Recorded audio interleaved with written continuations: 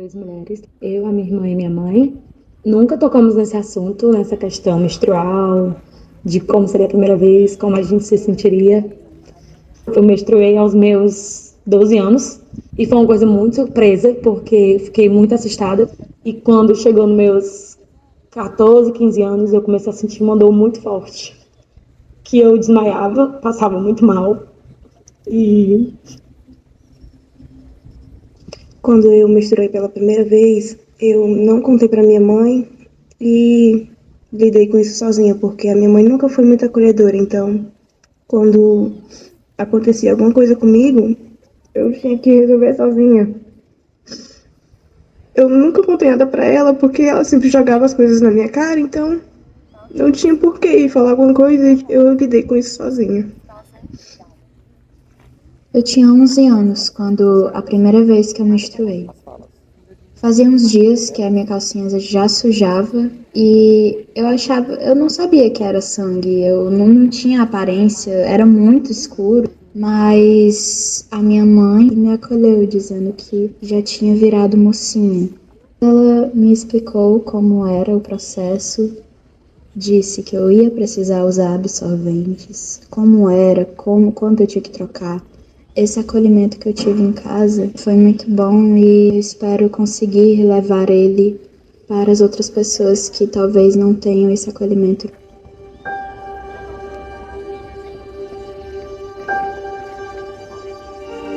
A partir dos meus 15 anos, eu comecei a sentir muitas dores. Então, eu sentia muitas dores na escola.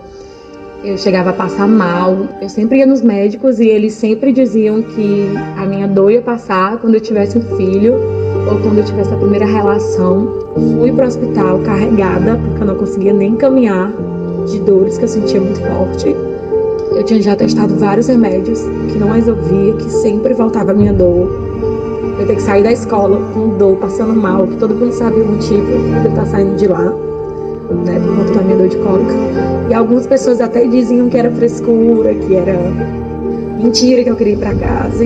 Mas hoje eu me sinto mais forte, não sinto tanta dor como eu sentia antes. Eu passo mais mal, mas é uma coisa que eu acolho melhor, que eu procuro mais entendimento e soluções para isso. Hoje eu sou uma mulher de 22 anos, mas nos meus 12 anos eu tive vários tipos de professores. Dentre eles, os que entendiam a necessidade de quando a gente pede para ir no banheiro resolver uma emergência.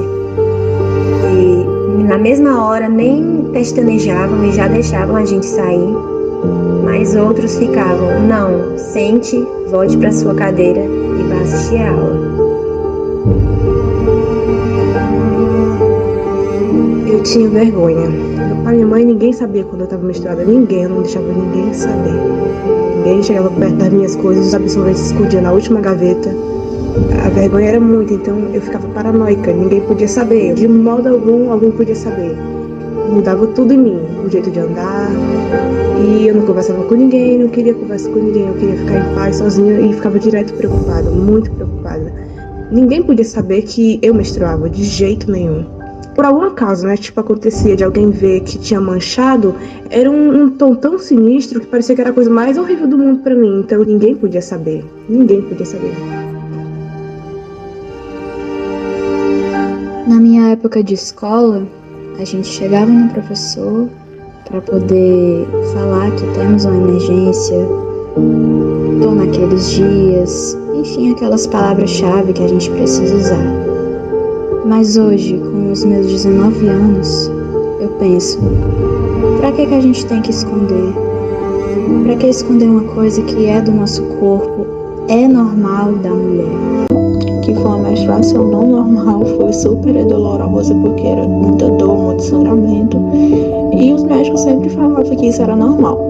Fiz a cirurgia com 15 anos de idade, na qual foi encontrado vários focos de endometriose. Tive que parar, tranquei o estudo e retornei após um ano novamente para poder concluir.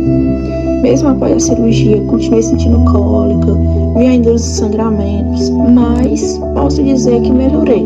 E um dos meus maiores sonhos é ficar bem não poder mais sentir dor e também de ser mãe. Que é uma coisa que eu acarreto muito, que eu tenho muito medo de um dia não poder ser. Eu menstruei bem jovem, aos 12 anos. Eu sentia muitas dores, chorava, tinha febre e achava que era normal. E todo mundo apontava, né? A própria irmãs. Preguiça, ficava com preguiça. A fase adulta, namorei, casei. E eu menstruava, continuava com muitas dores. Sangrava muito quando chegava no pronto-socorro. A enfermeira, o médico dizia, não, essa dor é normal, vou para casa. No mês seguinte eu voltava de novo. Só que aquilo ficou cansativo, mas eu achava que era normal. No período das gravidez, eu engravidava, as dores eram muito intensas e eu chegava a desmaiar. E achava que era normal. Dizem que a endometriose não mata, mas eu, como mulher com endometriose, eu digo, sem medo, que a endometriose, ela mata sim, ela mata sonhos. Sonho de uma mulher ser mãe. É sempre importante a gente entender. Nós não somos apenas seres orgânicos, nós somos seres biopsicossociais. Nós temos a nossa parte orgânica, nós temos a nossa parte psicológica, nós temos a nossa parte emocional e social, e elas não são partes separadas, é tudo parte de um único ser. E tudo isso faz parte da vida sexual, e tudo isso precisa ser trabalhado, sempre de acordo com as expectativas e desejos daquela mulher que busca assistência.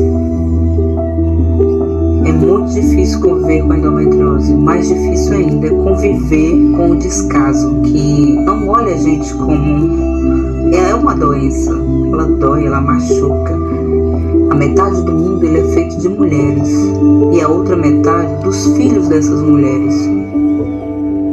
Várias mulheres com endometriose que estão aí na fila de espera, não só daqui do estado de Ceará, de Fortaleza, mas de todo o Brasil, necessitando de uma cirurgia com urgência. Umas já estão até com agravamento, estão numa fase bem complicada.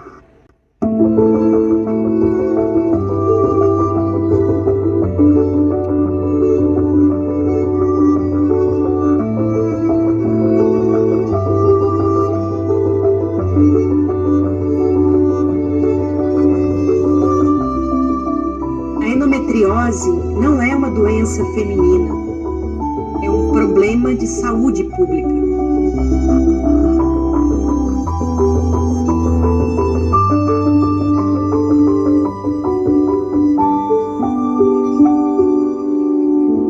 Se a gente não tiver como cuidar do que dói, a vida se entrelaça. E para a gente ter saúde, mais mulheres precisam ser ouvidas.